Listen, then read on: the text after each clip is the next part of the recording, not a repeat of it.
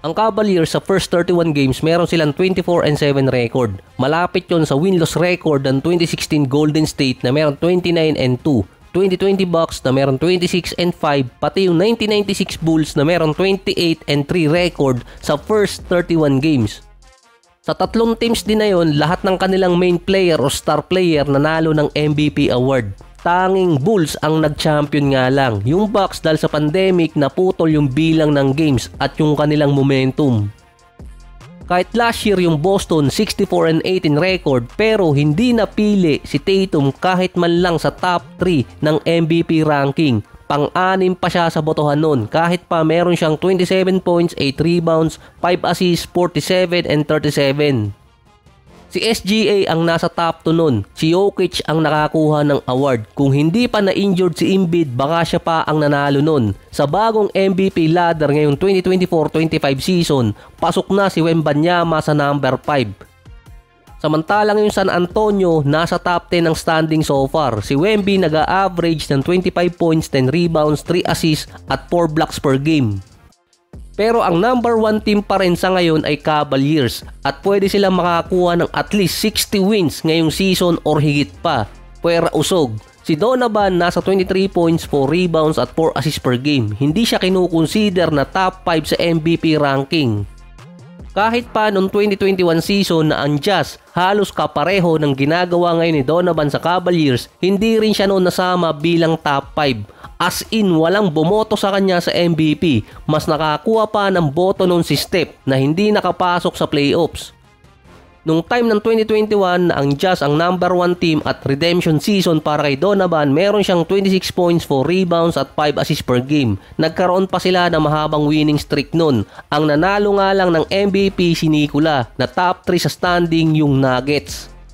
Nung 2022, number 6 ang Nuggets, si Jokic pa rin ang nanalo. Kaya wala si Donovan sa kahit anong MVP consideration man lang dahil sa number 21 sa points per game ngayong season. Mas mataas pa sa kanya si Cunningham, Hero, Franz Wagner, Norman Powell.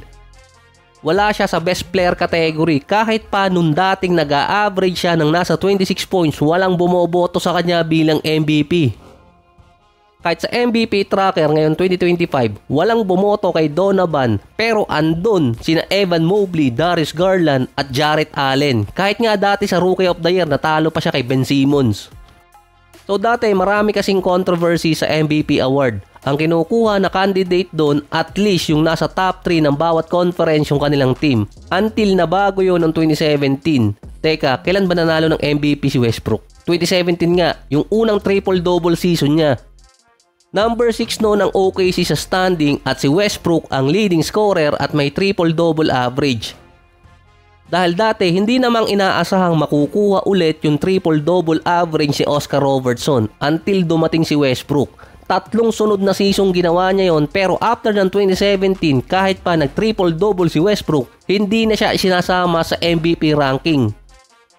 Mula nung nanalo si Westbrook noong 2017, mas binibigyang value yung individual stats kesa value ng player sa kanyang team para maging number 1 or top team.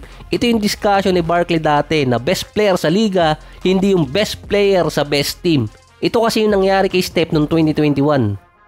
Dahil siya ang best player ng 2021 pero hindi sila ang best team. Hindi nakapasok sa postseason pero number 3 pa rin si Steph sa botohan ng MVP. Hindi lang talaga nila nun pinalsot kasi nga marami magagalit dahil wala sa playoffs yung mananalo ng MVP award.